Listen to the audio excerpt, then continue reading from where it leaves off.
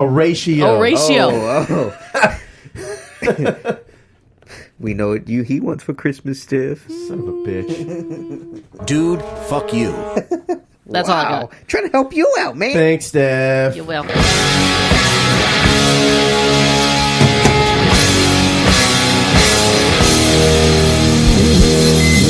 Health and such with Steph. So, Josh. Yes, man. So, I understand something's been bothering you lately. Oh, tremendously. So, we have this little segment that we have around here, where we talk about things that, normal mankind, all of mankind should know, common courtesies, things of common sense and that nature, right? That just kind of piss you off. Well, I had an incident the other day. I was going to my dentist appointment, so I decided to stop off by the Bank of America. Did you ask for the gas? I did not ask for the gas. That's the way to go, man. Yeah. That's the way to go. Gas anyway. Pussies. What the fuck? Anyway. You're paying for it? You might as well get the gas. Yeah, I'm paying for it. I ain't paying for that shit. It's extra. Yeah, man, come on now. So, I decided I went to the B of A off of Azusa, to go into the drive-through ATM. So, as I'm pulling up, someone's ahead of me, they go in, and, there's one spot open. Or at least it looks open. Uh-huh. So, maybe a car's there or a motorcycle. No. It is a goddamn man standing in the drive-through ATM right in the middle, fucking just making a goddamn transaction at the goddamn ATM. Were the other ones not available? The other one was empty. The other one was taken already, so someone was there. So this he couldn't asshole, just wait? He couldn't wait in the stand-up. When I drove by the way, there was 2 ATMs open for him to go to. So this guy's just a right-out piece of shit that just decided, hey, you know what? Fuck everyone else's day to day. No one else has anything more important to do. And then shit like that just makes you want to flip the goddamn. That poor dog gets it every time. That's his own fault. He's here. I have a story about me being kind of like a dumbass at the drive-up ATM. I dropped my card, and so I had to pull my entire car forward just to pick up the car. And then I was like, well, I'm not going to back up. I'm just going to stand here and use the card. And then, like, 3 cars pull up behind me. I was like, hi. You're part of the problem, Steph. No, okay. Look, I just accidentally dropped the card. But I was in the right spot with the car, and I was parked, I didn't have to take off my seatbelt or anything until I dropped the card. I do have to say that I am quite the dick whenever me and you decide to do the drive-through ATM, and we both do a transaction each. Oh, yeah. You're that asshole. And, the guy behind me is like, all right, this guy's done. Time for me to shine. Wait a minute. Why is there another card? Why is there? God fucking damn it! And matter of fact, I think at one time we had another passenger in the car, and we had a trifecta of transactions. All right, you know what? At that point, get out the fucking car. Well, get out of the fucking car. I didn't know that I was going to be handed a third card that time. It's just that person just needed to pull out some money. See, I never go into the drive-thru when I'm with more than one person. If I know they have the same bank, I always ask, okay, what banks do you guys got? And if they say it's the same one, I immediately park. I'm like, all right, I ain't getting that fucking drive-thru. Yeah, man. Because I have confidence. Don't be a dick.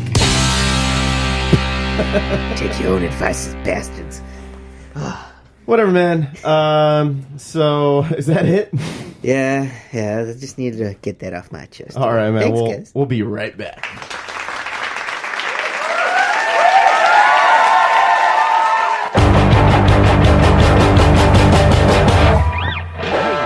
Hey, podcast listeners, Joe C. here. Are you digging all the music talk and want to see what my band, The Fallen Electric, has in store? Check us out at thefallenelectric.com for all news, show dates, and contact information. Also, be sure to listen to our album, Never Seen the World, available on all digital music stores and streaming apps. It's time to get electrified. Let's just go and waste some time.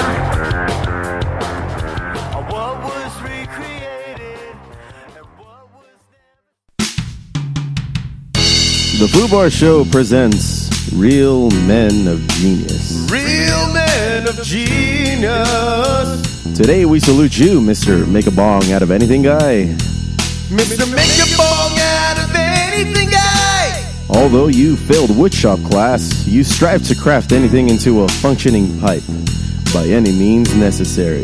Couldn't make a birdhouse. A pen, an apple, even a water bottle. Nothing stops you from firing up the herbs out of inanimate objects. Are you inhaling pot or plastic fumes? I'm feeling lightheaded. So smoke away with your new creation, you psychedelic renaissance man. Pass it to the left here. And grab yourself an ice-cold Bud Light, Mr. Make a Bong Out of Anything guy. You may never have any real goals, but you're as sure as hell gonna get baked. Mr. Make a bong out of anything, guy. Come to the little office, West Covina, California.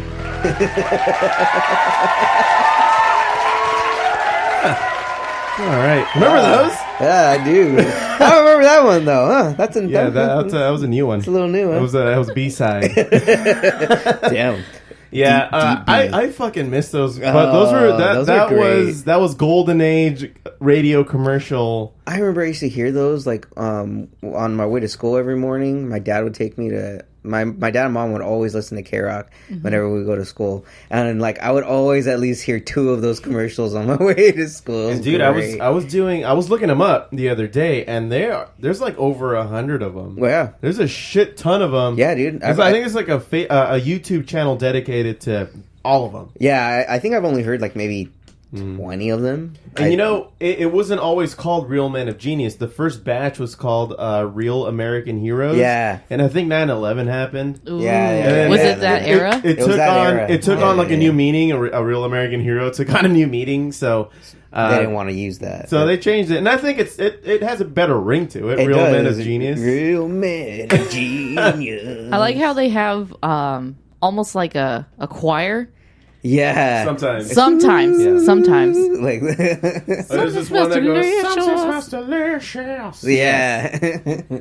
The good old days. The good old days. I hope they do it. And you know what? I think if I remember correctly, the singer of those commercials is the same guy. He's the front man for Scorpion, the band. No shit. Really? Really? The fucking Eye of the Tiger guy. Oh, Really? wow. Yeah.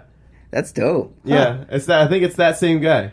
Oh yeah, because they had the commercials, didn't they? When he's in the booth. Yeah, he's in the doing booth. thing. Yeah, that's right. Yeah, there was only a handful of the TV commercials. Yeah, where it was just them in the booth. Saying, Yeah. and then the cutaways to the motherfucker who they're And talking sometimes about. it would be him faded in the background as the cutaways going.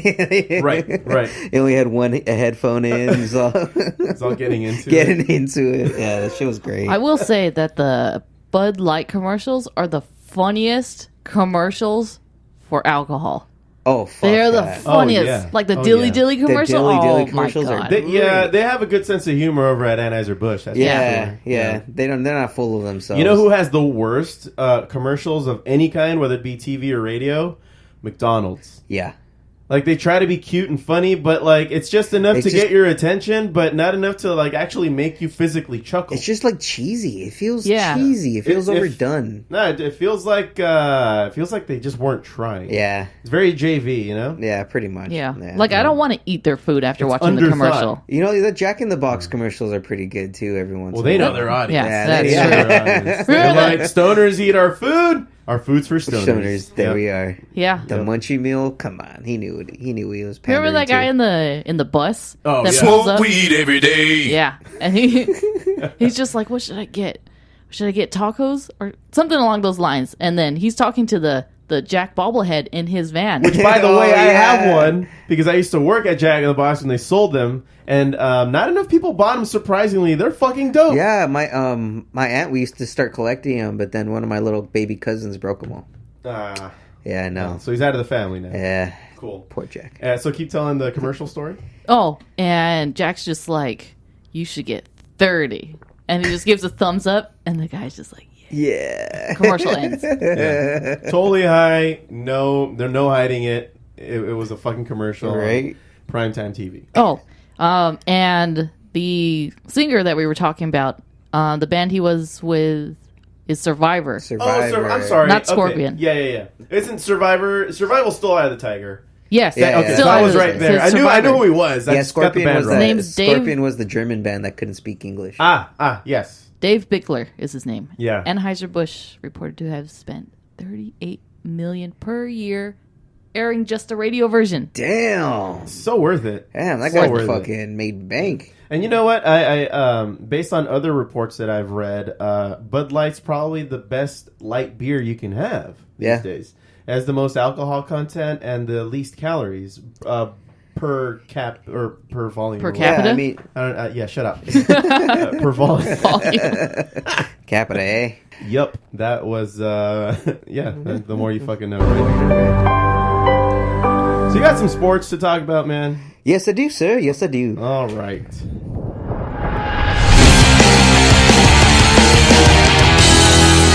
with Josh. What you got, man? Well, so everyone's familiar with, domestic violence in, sports, especially in football nowadays. You know it. We had, God damn you, we had. Isn't that why they get drafted? Yeah, I think so. I think that's one of the boxes they have to check before they can draft them. One of the prereqs. They're one of the prereqs, man. But we had the Ray Rice incident. We had Greg Hardy, who was a defensive end from the Cowboys, who had something. Legends, man, the legends. The ones that deserve to have the douchebag stamp right on their forehead. Unfortunately, it doesn't just go to the players. It also happens with the coaches. So I am shocked and appalled. I know, Bart. Right. Well, there was an incident with recently with in Ohio State where head coach Urban Meyer, he had a fire. They had a fire recently. One of his assistant coaches by the names of Zach Smith. Because it turns out that there was constant reports of domestic violence. His wife had gone to the police. There had been police reports. The wife even had told Urban Meyer. God damn it, man! Just kidding. It's not cool. Not cool. You better take that back. Yeah, this is serious. You can get me too, real quick. All right, keep going. So she had even reported this to Sherry Meyer, Urban Meyer's wife. She said that, recently this had been happening and... Repugnant! Exactly. Yeah. Stop being a dick, dude. He's trying to say something. I'm just minding my own fucking business. Yeah, are you? Are you though? No, I'm really interested. Go ahead. Keep going. Sure. Whatever you say, pal. All right. Giddy up. Anyway, so... According to reports, or according to Urban Meyer, Sherry never divulged this information to him to kind of protect him from knowing this stuff. So that way, if anything came out, he would be, free of it. Well, it turns out maybe he did know about it. He said that he had known that there was past reports of this incidents of this happening. And it hasn't just been happening since 2015. It's happened since 2009, since this guy originally joined Urban Meyer at the University of Florida. And that was the first report. And the university just kind of brushed it under the rug. She took back the report. She didn't end up filing the report 100% with the police because Urban Meyer had, his hands in it. So, this whole thing happened. Ohio State decided, they fired that coach immediately as soon as they found out this was happening. And, you would think that maybe they would fire Urban Meyer. So he would just beat the shit out of her on a regular? Yeah. Damn, he would beat the shit out of her. He would stalk her. He would constantly call her. He was insane. He would psychologically and physically abuse this woman. Jeez. And apparently Urban Meyer had known this entire time. So, the Ohio State put him on administrative leave for like a week so far so they can do the investigation. And so, all the evidence was there that he knew and everything. And, they finally came up to, they had like a meeting and everything. And instead of, firing him outright, what would you think he would get? The head coach for knowing something and of this magnitude and not divulging it. And not firing him outright. And not firing the guy outright, trying to hide it. I don't know, paid administrative leave? I don't know. 3 week suspension? But that's essentially what they gave him. They gave him 3 games suspension rather than outright fire him. Well, only 3 weeks. It's 3 weeks, yeah. Technically. Right. So technically it's like a 3 week suspension, but he could still practice with the team. He just can't go to any games. So so essentially it's only 3 days. It's like a 3-day suspension because he's only suspended on 3 Saturdays. So is there outrage? Oh, everyone's pissed because in any other setting, and someone that had this knowledge and didn't divulge it for years, they would have gotten fired. They would have surely gotten fired. The program. How old is this guy? Urban Meyer? Urban Meyer's in his 50s. Okay. I want to say he's in his 50s. He's old school. He's old school. So he's old school. So he doesn't tattle.